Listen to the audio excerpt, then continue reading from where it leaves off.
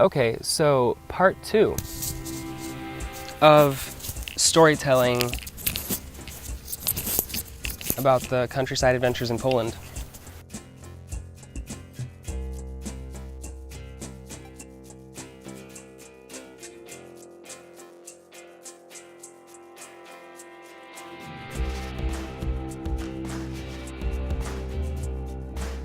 We headed to Tarnogród, which is the town where it's like the bigger town, one of the bigger towns around the area where my dad grew up, and we went to the church, and oh my gosh, it was amazingly gorgeous and overwhelming and very ornate, and I was surprised that there were no tourists or that I'd never heard of it before.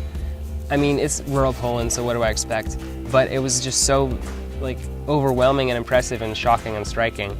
It was gorgeous, and there were paintings on the ceilings and architecture. The architecture was so detailed. It was amazing. And that is the church where my dad took his first communion. That is what stuck with me. Just the fact that he lived his life there. Like when him and his parents went to church, that's where they went. It's crazy to me. And then the church that I grew up going to is just like meh. But this church that my dad went to had legit like frescoes and medieval architecture, and just blew me away. It just blew me away. We drove to my aunt's brother's farm. We're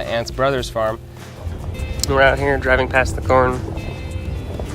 And this on the left, yes, flowers. And tobacco a minute ago. What is that? Pszenica, wheat on this side. And then oats on this side. Obvious? Yeah. Obvious. And they ended up showing us their puppies and wild cherry trees and their geese and cows and pigs and chickens. They had a ton of animals, like a legit farm. They're the puppies. Puppies. Puppies.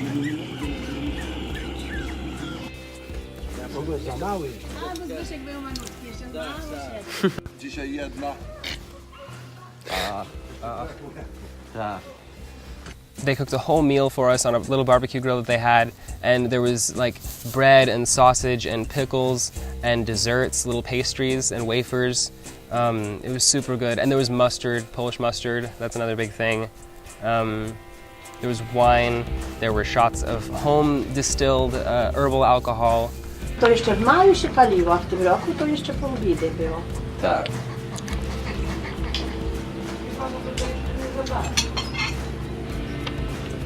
Tak. To jest. No może i oni będą jeszcze. Tam. Tak, to my te czarne wszystkie spróbujemy. Tak. Ale tylko jedne weźmiemy.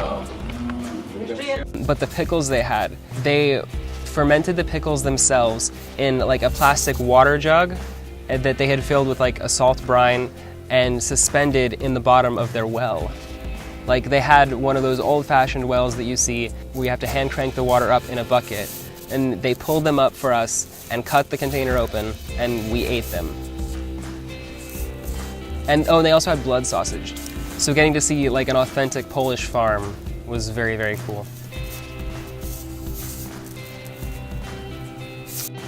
I used the word cool again. We were in the countryside for a few days, so we got to do different things and explore around a bit. And one of those days, we, instead of taking a left off the road that went to our Airbnb, we took a right and just to see where that would go. And we ended up in this cool town called József. We parked the car and just walked around and looked at the buildings, and we were trying to find somewhere to eat because it was around lunchtime. My uncle and my dad ended up just asking a bunch of people that we saw if they would recommend us a restaurant, because I tried to look stuff up on my phone and I didn't have any service. Rural Poland, what did I expect? I don't know. So we ended up finally getting a good recommendation after asking a few people, and they said this is a really good place, it has home-cooked meals, so we went to that place.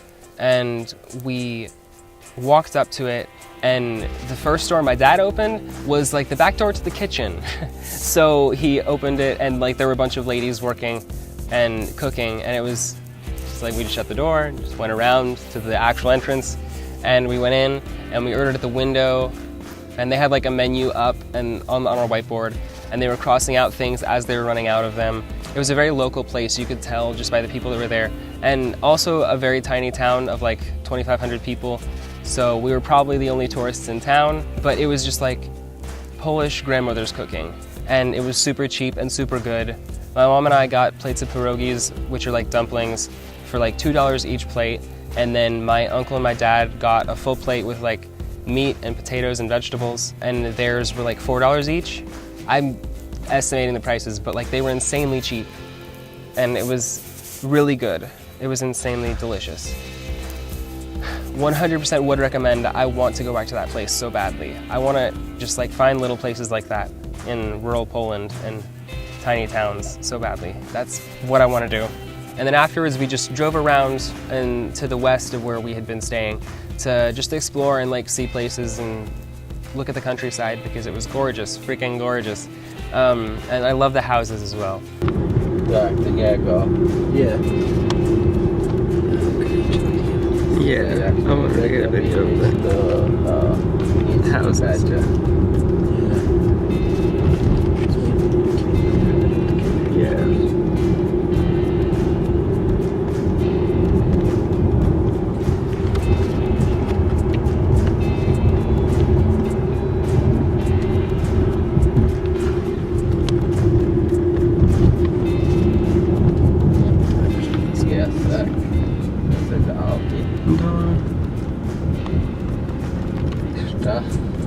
Wiszcza. Prosto do Krzyżkowa, to prosto. Wiszczy. Tutaj w prawo. Tak. Tam prosto, ale nie będę szukać. Chyba chcesz przyjechać się tam jeszcze? Nie.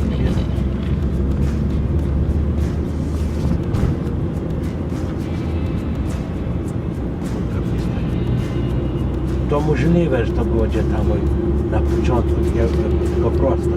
To już na początku.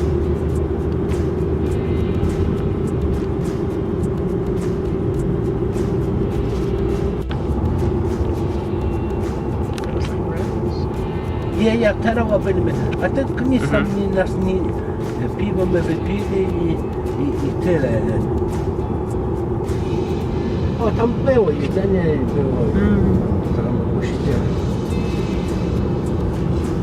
Pomiennie kiełbasy z dzika. Kiełbasy i mięso w słoiku.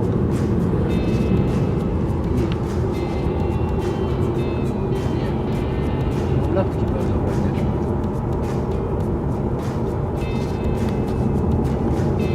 Tak. Z rana byli na jagodach.